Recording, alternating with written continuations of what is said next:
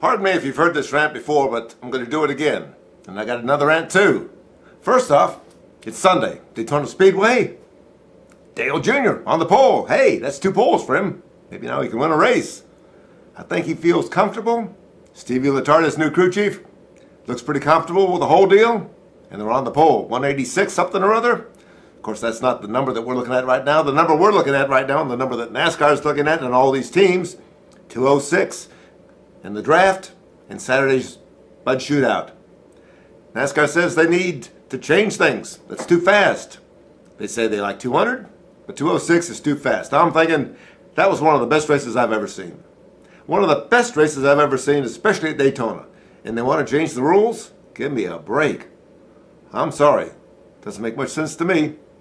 Junior says he didn't like the 2-car draft thing. He wants to be a man of his own destiny. Doesn't like to work with teammates and all that. Fine. He suggests that NASCAR have a big test at Daytona or Talladega and try a whole bunch of weird stuff to get away from the 2-car draft and go back to the big packs. He likes to be able to play things up in the big packs. Well, that's good, but that's not what we're going to see here in the Daytona 500. Even if they slow the speeds and there's a chance they might change the restrictor plates, they could still not get away from the 2-car draft. That's going to be the dominant player in Sunday's 500 and in Thursday's 150s. That brings me to the point that I want to bring up. Why did we waste Sunday afternoon, week after the Super Bowl, the week before the Daytona 500, with roundy-round, boring qualifying? Daytona 500 qualifying, like most qualifying at most tracks, wasted effort, wasted time. They should run the twin 150s this afternoon, give TV something to see, promote the race, promote the Daytona 500. And this weekend, for example, we could have tried a few tweaks. They didn't like 206. Let's try a smaller plate. See if that does anything differently.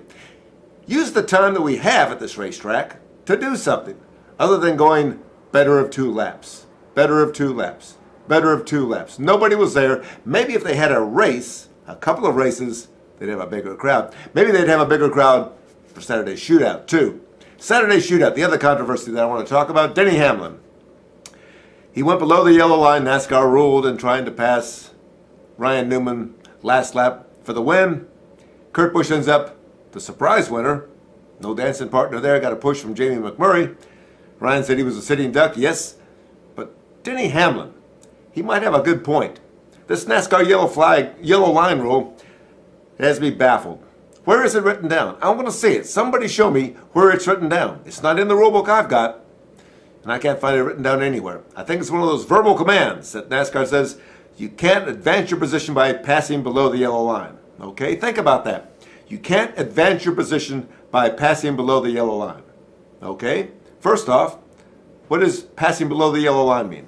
Your entire car is below the yellow line. Any part of your car is below the yellow line. You touch the yellow line.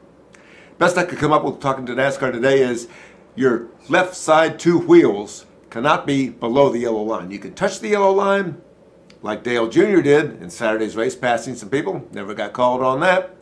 As long as your 2 left side tires don't go below the yellow line. Okay? I'd like to see that in writing. If that's the case, Denny Hamlin's got a very good argument that he should be declared the winner of the Bud Shootout. You check the video out on MikeMullin.net. Check the freeze frame out too, and tell me what you think about Denny Hamlin's claim. I know they say it's a safety factor. He had an idea, and I like it. The last lap, anything goes. NASCAR's used that idea in a lot of instances, like the 207 Daytona 500, where everybody was crashing and flipping and flying through the air, and they didn't throw the yellow flag for the last lap crash until Kevin Harvick had beaten Mark Martin to the line. Last lap, anything goes. If you want to play the yellow line rule, throw it out the window the last lap. I'm thinking, makes sense. Even if that's not the rule, even if it's just the rule that we think it is, you check out Denny Hamlin's claim and tell me. From what I saw, Denny Hamlin was ahead of Ryan Newman without going below the yellow line. At that point, he was the leader of the race. He was the man in front of the field. Maybe by just a nose, but TV shows he was ahead of Ryan Newman before he went below the yellow line. I've got the whole argument on MikeMullin.net. You can go through it and you can call me Tootsie Tootsie or whatever you want to do and complain about it or argue about it or vote in favor of it.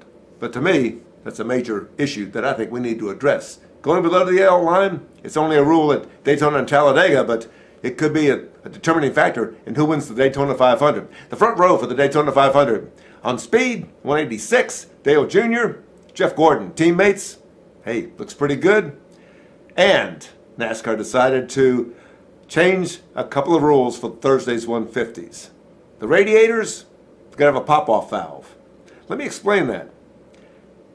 Radiators in your car, in most race cars, used to be $200 items.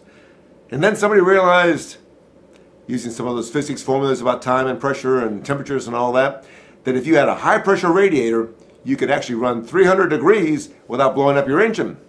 So they spent a lot of money, $15,000 on these radiators, been doing it for about 3 years now, and NASCAR didn't blink an eye. Fine, everybody's got these expensive high-dollar, high-pressure radiators in the cars so they can run a lot more temperature. Now NASCAR's going to put a pop-off valve on those radiators, so they're going to be worth about 27 cents on the open market, and they won't be able to run 300 degrees. They can run maybe 230 degrees, 240 degrees. It's a good move. NASCAR could have done it 3 years ago. Why did they let them buy all these things and then say, oh, we're going to put a pop-off valve on them and take that stuff away? They're also going to open up the grill. No, I'm sorry, they're going to close the grill. Close the grill, open the grill.